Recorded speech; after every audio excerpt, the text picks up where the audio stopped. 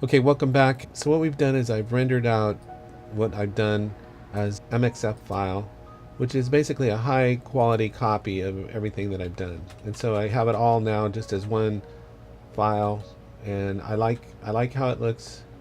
It's the effect that I was going for. But I'm just gonna there's one thing that bothers me, and it has to do with the movement of these wheels. I don't like the way it looks against this curb. And so what I'd like to try to do is hide those wheels because it doesn't look real to me. Ideally I would have got this rounded, but it's not rounded, so it is what it is. But I'm sure there's a way to add a wheel on there with motion tracking and stuff, but I'm just not going to go through that for this. So what I'm going to do is just try where it hits the ground and the curb. I want to try to hide those wheels a little bit behind the curb. So I'm going to show you how I'm going to do all this. So this audio track we don't need, so I'm going to right click on it and go delete track because I don't need that. I just need this video, and I'm going to come back later and add some sound to this. So the first thing I'm going to do is go to the first frame on the clip before the shadow comes in, this clean plate I would call it, and I'm just going to click here to save that as a PNG file, and it's going to come up here. And then what I'm going to do is I'm going to drag this down to the timeline, and there it is, and now it's on top of my video. So I'm going to make it the same length as my video, and then what I'm going to do is I'm going to mask out that little section of the curb so it sits over the video section, so it sits over the part that's bothering me. So that shouldn't take too long. So I come in here again, we're going to make sure I'm in the first position. I hit mask. I'm going to make this a little bit bigger so I can see what I'm doing. The car is parked like right in this area right here because I know that front wheel is by that grass. So what I'm going to do here is I'm going to just zoom in and make it nice and big. And this shouldn't take long at all, because all I'm going to do is I'm just going to mask. The only tricky area is right here by this grass. So we're just going to have to kind of do the best we can with that little section right there. So I'm going to go over it. And we're just going to come along in a straight line to here. And I don't need much of the curb. I don't know if I lined it up very good right there. I just need a little section. Just the front part. Actually, not much at all. Actually, not even maybe that much. I just need... So I'll come back around here and we'll come here. Now this is the only thing that bothers me is this little section of grass. So let me hit the normal edit tool. Oh, I don't want that. Let me just zoom in here. Certainly it doesn't look like that. So I hit the anchored point here, and I think if I zoom in on this, let's see what I can do here. I think if it's going to look like a little something, so I might just have to feather that. That might just be a little oddity.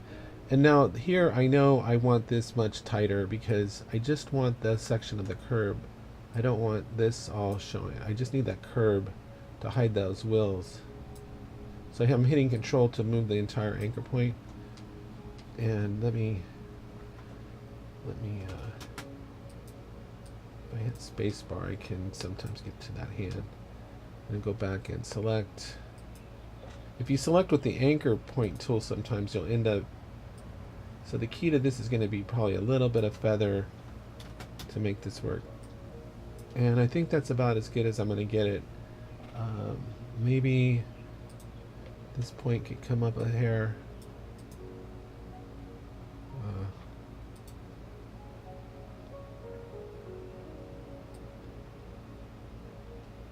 Just a hair. And so I'm getting some of the road there, which I don't want. So let me pull this down here. Yeah, so we will feather this. I'll just feather it just again, just a little bit.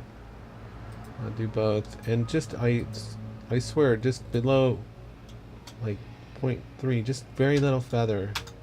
Just a very little feather goes a long way, and that's it. Now if I click back here, if I solo this track, you see just that little section that I have.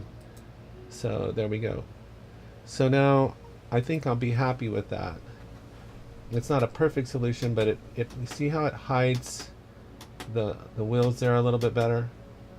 Especially here I can't really hide it, but once it hits the ground it hides behind that. And I'm satisfied with that. Now what I want to do is bring in some sound, because sound is so important. So where the car hits the ground, I can hit M to mark this and just go enter, and that's a nice little way of keeping track. You can name these if you want. I do have a crash sound effect, so I'm going to just drag this onto the timeline, and I know from experience the crash sound is right there. So what I'm going to do is just trim this down. I could split it, trim it, either way, and zoom in here, and I'm just going to line that up. It's really important that it be lined up, because it would be very fake to have the sound before or after the thing. And now the only thing here is that it's going to be dead silence, because I didn't have the original audio from the track. So I come up to my original audio, and there's some background track, so I can background noise, so I can right click this, drag it to the timeline, and go audio only across time.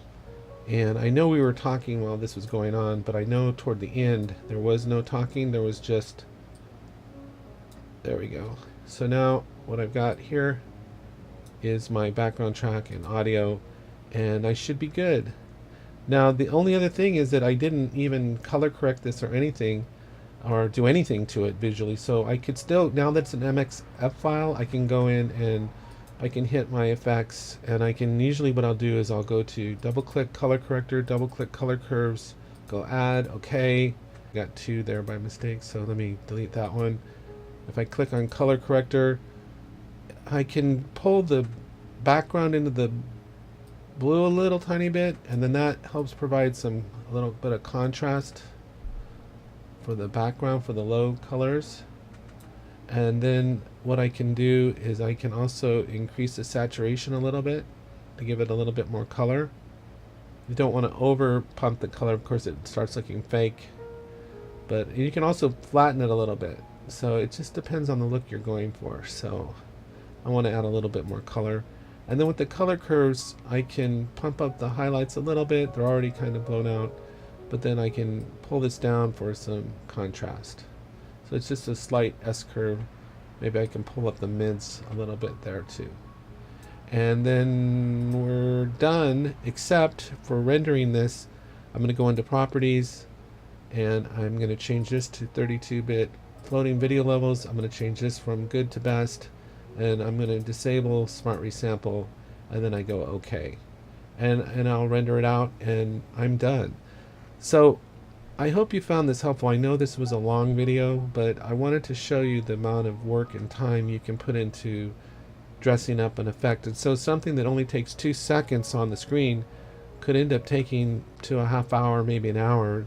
The more you do this, the faster you'll get. Along the way, you'll stumble sometimes. There is a lot to Vegas Pro. I see a lot of tutorials out there that show like how to do something in 5 minutes, but it really kind of undercuts the potential that it has to really create a solid effect that rivals anything that you could create in Premiere Pro or even After Effects. Please leave a like if you like this, and please subscribe, and thank you very much, and have a great day.